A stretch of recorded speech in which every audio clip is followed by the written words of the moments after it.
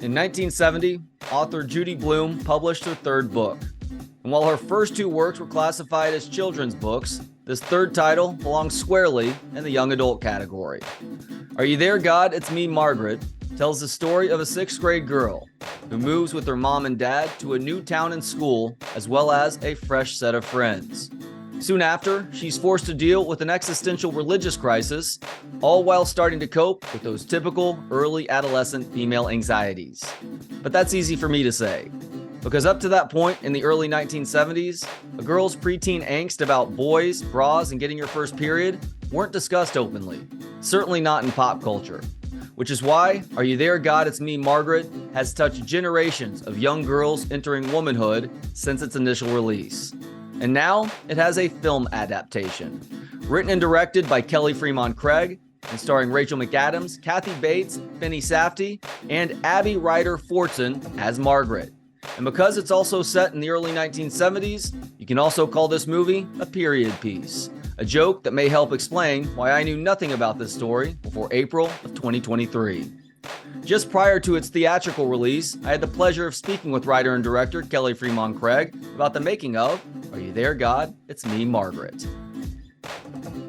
Kelly, thank you so much for the time. How you doing? Yeah, good. Thanks for doing this. It's my pleasure. I did have the pleasure of watching the media screening of this film a couple days ago, and I actually pulled my 8-year-old daughter out of school to watch it as well, which was interesting, I will say. Did you have a lot of questions to answer in the car? She had some questions. Didn't realize that she had no idea what the period was. Wow. She and her mom got to talk about that. But it was an incredible story. I really enjoyed this movie. She did as well. So I guess my first question for you is, what was it that you enjoyed about getting to tell the story in this film?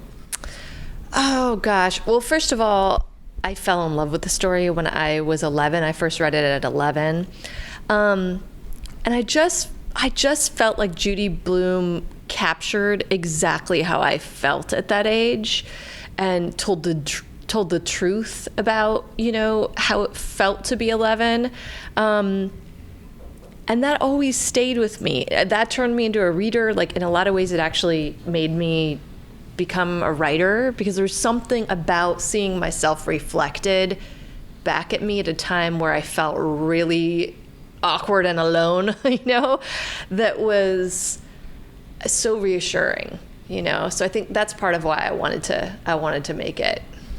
I think there's also something refreshing, and we're seeing a bit of a movement with this in filmmaking right now, with as hyper-politicized as everything seems to be becoming, that you're able to tell a story that really strips all of that away and really does speak to this innocent / coming-of-age idea that is expressed in this film, too. Yeah. My hope is that it's a film and a story that brings people together, That's the experience that we have when we show it to people, from all walks of life, is I think there's something universal about the story that Judy Blume wrote that everybody can find themselves in. So it's exciting to see them walk out of the theater and connect over their own stories, and reminisce, and that's nice at a time when, there isn't. There's a lot of disconnecting going on.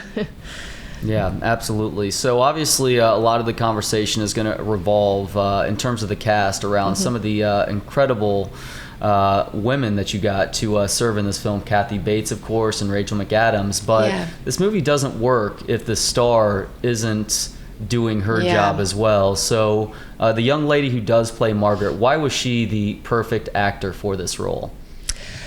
Well, I have to say, we saw everybody under the sun. I mean, when you're casting a role like this, you bring in everybody. And it was a parade of no, not quite rights, And then she walked in, and there is something about Abby where she has such a soulfulness and such depth behind her eyes, and she's able to convey so many different emotions without saying a word.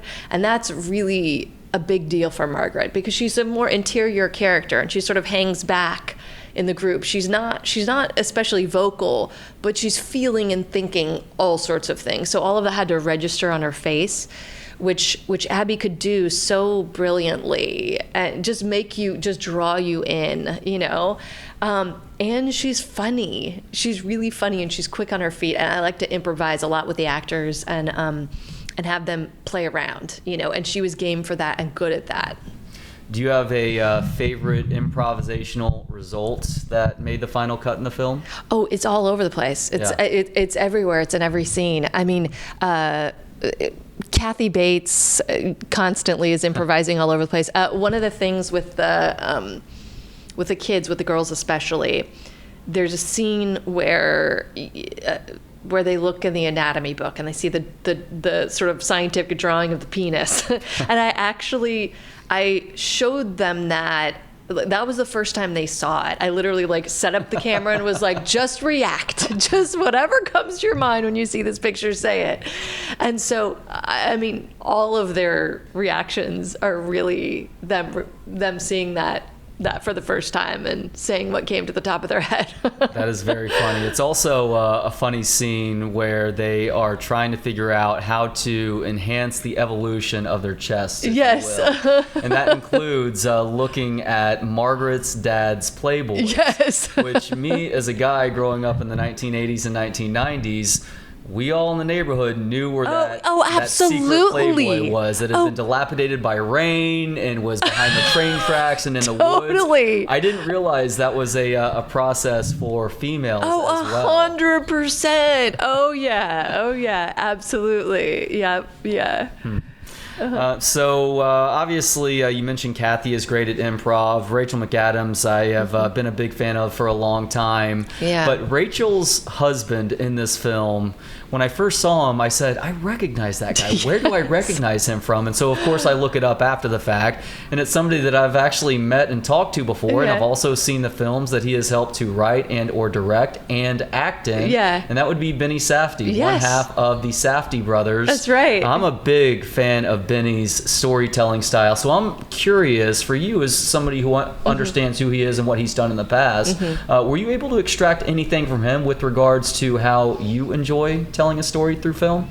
Well, I mean, first of all, I'm such a big fan of him as an actor, but also a filmmaker. I love their films. I truly think they are masters at naturalism. You know, they just it's a masterclass. I think watching some of their stuff, and Benny really brings that naturalism to his character. I mean, he's alive in every moment. He has just a seamlessness about how the way that he inhabits a scene. So it's just a thrill. It's a thrill to work with him and to watch him, and like the collaboration was just fun. It's also, I think, it's sort of it has a lot to do with what you're obsessed with as a filmmaker, and I'm obsessed with those sort of like naturalistic details. You know what I mean? The little details and the sort of messiness in a scene is what makes me feel like I'm watching something real. And I think Benny's particularly good at that. Yeah, it's those imperfections that make for the beauty in life. Yeah, it's all the little in-between moments. It's the ums and the uhs and the stutters. Like that is what makes me feel like I'm watching something real instead of like perfectly crisp dialogue that, I talk then you talk, that which is not how we do it. You know what I mean? Yeah, life is not Dawson's Creek. Exactly. Yeah.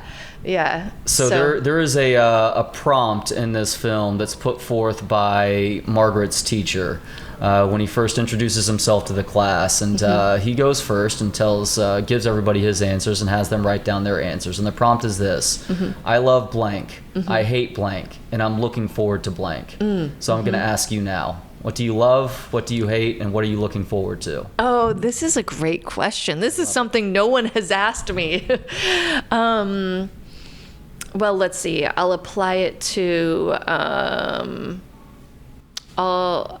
filmmaking. I love collaborating with talented people who are smarter than me in their respective fields and elevate the material. That is so exciting to me. I hate Gosh, what do I hate? Oh, making this movie during COVID sucked.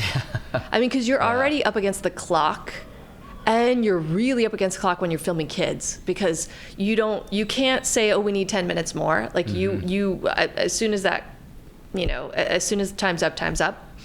So that sort of like race against the clock was tough, but I think everybody rose to the occasion, but it was hard. And then what am I looking forward to? I can't wait for this to be out in the world. It's been a long time. It's been 4.5 years for me. So it's just starting to sort of like, we're just starting to birth it. And that's exciting after you've had this thing that you've been working on and you're kind of in your own little bubble. It's exciting to kind of release it to the world. Your storytelling skills include not only your abilities as a director, obviously, but also a writer, and you really got your entertainment start in improv as well, which you just talked about, the improv element of this film, so that makes total sense. Yeah. In your eyes, as somebody who is a pretty adept storyteller at this point, what's the key to a good story? I think a good story has to say something about life. I think in a way, like, it's a thesis about what it means to be a human being, and you know what I mean? Like, I want to walk away from a film and learn something and know myself better. I want something to be illuminated for me.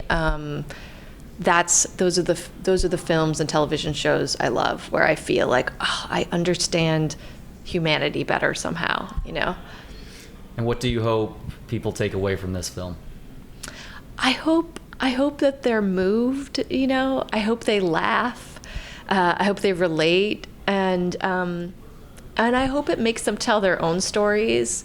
I love seeing that happen. That's what we see happen, is like it inspires people to swap their own stories and and share and connect, and that was always my fantasy making the film.